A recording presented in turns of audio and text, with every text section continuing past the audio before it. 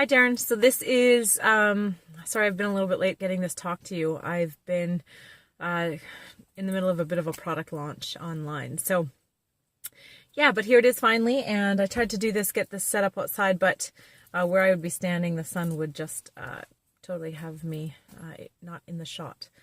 So my talk that I'm going to talk about today are the three most important things that I would like to inspire people to do in their own lives that served me well. First and foremost, whatever you're going through in your life, have faith and have hope that you can get to where you need to be.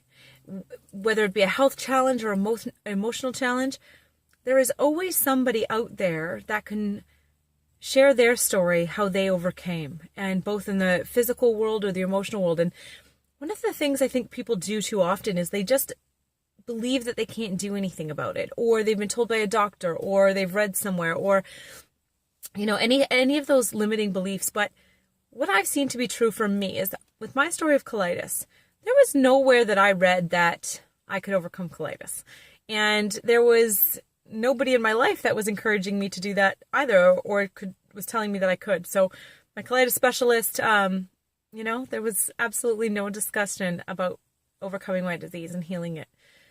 But I went to a naturopath, and that one voice started to inspire in my mind that I could overcome it, because he was like, people have done that, and I was just like, okay, that's all I needed. And as long as we believe that there is something we can do, we will keep working towards it. The minute we think there's nothing we can do, we don't even try different modalities. So find somebody, reach out to somebody online, reach out to somebody in your life that has overcome, or that has, or has the skill set to help you push through each limiting belief. Because even if we don't get to that end game, maybe overcoming our disease or completely having no depression sensations or whatever it is that you're going after, if you just hold that, everything you do along the way towards that will put you in a better place anyway. So even if I didn't start to reverse my colitis, which is pretty miraculous that I have, even if I didn't, all along the way I was supporting myself for better emotional and physical health because I believed there was something I could do. So that's number one. Come from a place of believing you can, and holding that voice and finding people around you that can support that and that won't say, really, I heard your doctor say you can't.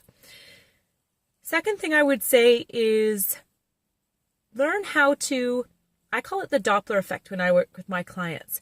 Learn how to take a bunch of little tiny things that you can do that individually wouldn't create a big difference in your life, but they together add up to a tremendous change. So what I mean by that is, for instance, thinking something different, finding a pain point in my life, maybe it's a boss or a relationship I have, and finding one thing that I can be more grateful about and focusing on the gratitude inside that person. So that's one thing. How about health benefits, taking out one toxin, switching up my toothpaste, to a cleaner version? Is that alone going to, be a tipping point into tremendous health? No. But you change your toothpaste, and then you remember to deep breathe in a day. Then you remember to add some lemon to your water in the morning. Then you learn how to chew your food completely to a paste. All of those things individually seem like really minor things. But when you do them all throughout the day and you get a checklist going so that you can get some of these systems in place, you would be amazed at how many building blocks you're setting up for yourself for transforming your life. Why I call it the Doppler effect is because if you take a Doppler, the things that have the squishy top, and you usually use them for medicine, and you drop one drop in a bucket, it could look so irrelevant. That tiny drop in the bucket, what's that going to do? But you drop a little drop every day, or you drop 5 or 10 every day, and eventually that will be a full bucket. And that's the way I see health and wellness, is eventually we don't get wanded into a cure overnight. We don't get wanded out of depression overnight, or overcoming psoriasis, or big conditions like, autoimmune diseases. But everybody who has been successful that I've ever studied at creating these amazing changes, it takes years, but it's all the little steps together that get them there. And the last thing I'm going to say is, really watch where your energy goes. What are you listening to? What are you reading? Who are you spending your time with? Because how do we create different options in our brain if not provide different things that our brains can access to make us feel good? So I always describe it like this when I'm talking.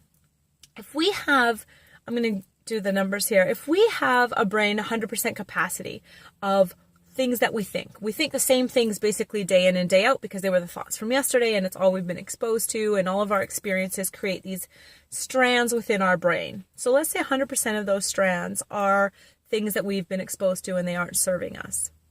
Well, when we need to give ourselves new things to access, how are we going to do that? We have to listen to positive things that will serve us. We have to expose ourselves to people that can create new neurological pathways that we can start to access when we're allowing our brain to go somewhere that's not going to serve us. So what happens often is somebody will take either a personal growth program or they will go and read a positive book. And all of a sudden, they'll get really excited, like, I'm going to do this and I'm going to overcome. Well, that's because out of all of those pathways that typically aren't serving them, they've now just atrophied maybe a little bit of one and put in some new positive pathway. What happens if you don't keep feeding that new pathway every day and start to stop feeding the other one? So it's twofold: feed the positive and, starve off the negative. So what's going to happen is if you've gone to a program or read a good book and you're like, and you think about it for a couple of days, but if that is not the majority of what you have access to, the rest will kind of take over. Your old patterns will, of course, because it's the path of least resistance, your brain will go to the ones that you're most familiar with. So when somebody aggravates you, you'll go to self-limiting beliefs, maybe, I'm not worthy. That person would never want me. I'll never get that job. If that's what your brain would be telling you all the time, then if you went to one person, they're like, you are great, you can do this. And you're like, yeah, I can. If you don't keep feeding that little strand standing alone in a forest of a lot of negative thoughts. So you have to continuously feed it. And what will happen is you'll start to crowd out the old negative beliefs and have a whole bunch of new positive beliefs that will start to become your normal. And your path of least resistance will be positive thoughts. Oh, I can do this. I've got this. Okay, what's there for me to learn? More positive ways for you to handle things. Those three things to me are going to set anybody in a path just towards the most amazing future for themselves and overcoming anything that they are going to come up against. This life isn't supposed to be a cakewalk. We're not getting out of here without challenges along the way. We have to learn and grow, and that's what it's about. So if we can accept that we're going to have challenges and just get much better at looking at those challenges and not letting them defeat us, but letting them grow us and empower us, then the sky's the limit for every single one of us to shine more truly to who we are.